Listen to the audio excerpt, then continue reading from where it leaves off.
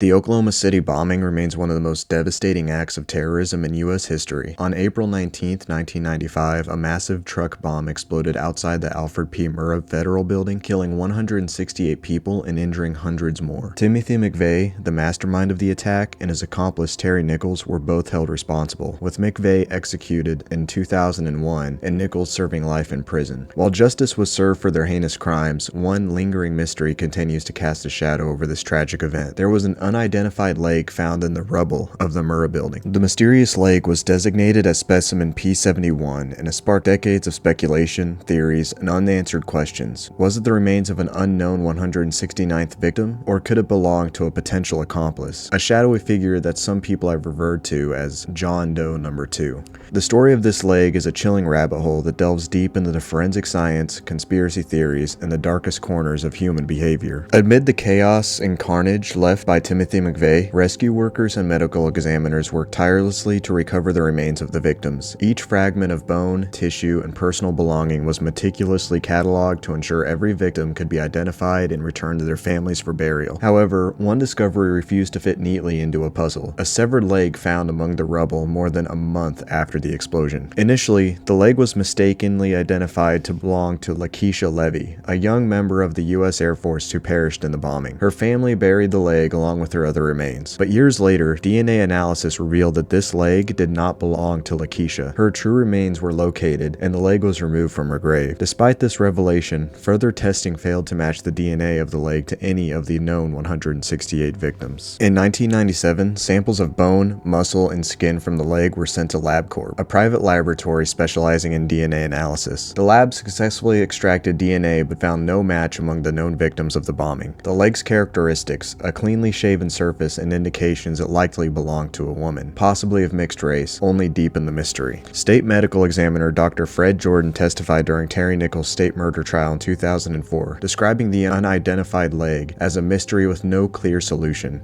He suggested that it might have belonged to a homeless individual in the area or even a passerby caught in the explosion. However, defense attorneys seized on the possibility that the leg might belong to an additional bomber or an accomplice, somebody who could have been near the Ryder truck at the time of the detonation. From the earliest days of the investigation, rumors swirled about the existence of a third conspirator, often referred to as John Doe No. 2. Witnesses reported seeing McVeigh with another man in these days leading up to the bombing. Other witnesses claimed to have seen an olive-skinned individual exiting the Ryder truck shortly before the explosion. These accounts, while inconsistent, fueled speculation that McVeigh and Nichols were part of a larger network. Stephen Jones, McVeigh's defense attorney, pointed out several pieces of evidence that could suggest the leg belonged to another conspirator. He noted that McVeigh failed a polygraph test when asked if others were involved and highlighted the strange circumstances surrounding McVeigh's getaway car. A vehicle parked several blocks away with no rear license plate and a note claiming it was not abandoned. Jones speculated that McVeigh may have expected someone to pick him up but was left stranded when the plan went awry. Adding to the intrigue is the possibility of connections to white supremacist groups like Elohim City and the Aryan Republican Army. McVeigh made a phone call to Elohim City 2 weeks before the bombing, and some researchers believe he may have coordinated with individuals from these groups. Could the unidentified leg belong to somebody from this network who was caught in the blast, or was it simply a tragic coincidence, a victim whose presence at the site went unnoticed until the explosion? The unidentified leg's journey through forensic science has not been easy. One major complication was the leg's condition. It was embalmed shortly after discovery, which hindered further DNA extraction. Despite this, advancements in DNA technology since 1997 offer the possibility of retesting the samples. Modern techniques could yield some more precise results and potentially identify the leg's owner. However, questions remain about why this hasn't been pursued. Some critics argue that the FBI and other agencies have shown little interest in reopening this aspect of the case. Skeptics suggest that acknowledging the leg could belong to an accomplice might expose flaws in the original investigation, or even reveal government informants embedded within extremist groups. For the families of those who died in the bombing, the mystery of the unidentified leg is a painful reminder of the tragedy. Lakeisha Levy's family, for instance, endured the trauma of burying remains that were not hers. For other families, the idea of a possible unknown victim raises haunting questions about whether their loved ones' remains were fully recovered and correctly identified. The uncertainty also extends to survivors and investigators. Dr. Fred Jordan described the emotional toll of not being able to provide answers, saying, "This is a mystery to which I don't have the answer." For many, the leg represents a piece of unfinished business in a case that has already left so many scars. Over the years, theories about the leg's origins have ranged from plausible to bizarre. Some believe it belonged to a victim who was never formally identified, perhaps a transient or undocumented individual who happened to be near the Murrah building on that day. Others see it as evidence of a larger conspiracy, pointing towards reports of John Doe No. 2 and McVeigh's connections to extremist groups. One particularly chilling theory suggests the leg belonged to an accomplice who helped McVeigh park the truck and was killed when the bomb detonated prematurely. This scenario would explain why the leg's DNA does not match any known victims and why no other remains of its owner have been found. The failure to identify its owner, despite DNA testing and exhaustive investigative efforts, has left many questioning whether the official story of the bombing is complete or if there are missing pieces deliberately being kept from the public. One of the most widely discussed theories suggests that the leg may have belonged to an unidentified 169th victim. Supporters of this theory argue that amidst the chaos and destruction, it is entirely possible that an undocumented person, such as a homeless individual or an unregistered worker, was caught within the blast. This idea is bolstered by testimony during Terry Nichols' state trial, where forensic experts noted that homeless individuals often frequented the area around the Alfred P. Murrah Federal Building.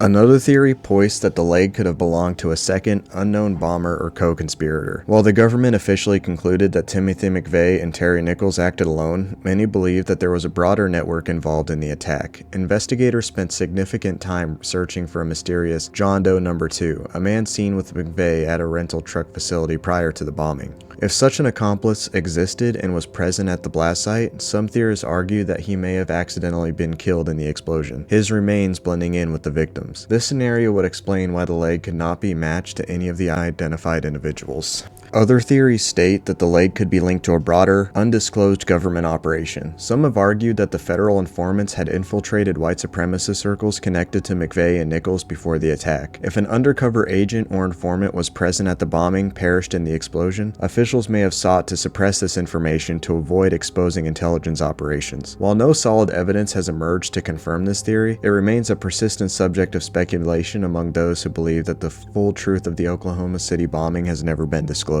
One of the more puzzling aspects of the missing leg is the fact that it was originally buried with one of the bombing victims, Lakeisha Levy. It was only later, during a secondary review, that medical examiners realized that the leg did not belong to her. This oversight raises additional concerns about the thoroughness of the forensic process and suggests that the chaos following the attack may have led to crucial errors in identifying remains. Even more bizarre is that the leg had been embalmed before DNA testing, a factor that some have pointed to as evidence of either incompetence or a deliberate effort to obscure its origins. The mystery of the unidentified leg is not just a forensic puzzle, it's a reflection of the broader complexities surrounding the Oklahoma City bombing. This single piece of evidence highlights gaps in the official narrative and raises uncomfortable questions about what might have been overlooked or intentionally ignored.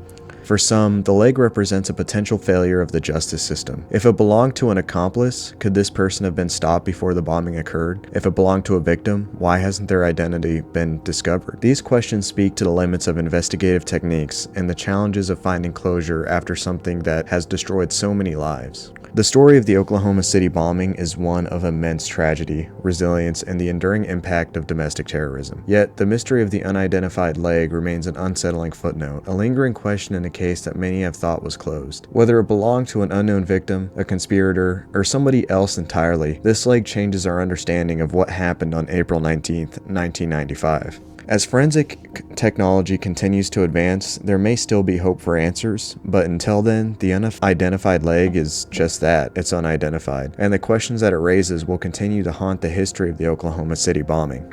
And we also don't know for sure that even if they did figure out whose leg it was, that we'll ever know. Because after all, why would an agency disclose information that shows that they didn't correctly solve a problem that should have been solved correctly? For now, the missing leg serves as a grim reminder of the lives lost, the lives affected, and the secrets that may yet remain buried in the rubble of that fateful day. And honestly, there are some things about it that we'll probably just never know.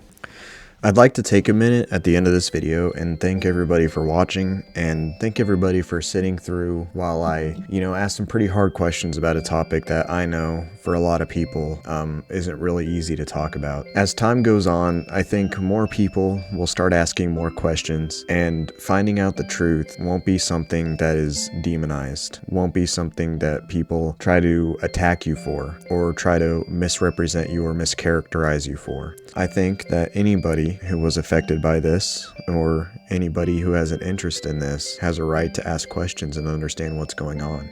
But I think we should also have some brevity and understand the seriousness of the situation, and be sympathetic, be empathetic, and about our words, and think about how they might affect people who know somebody that passed away in that tragedy.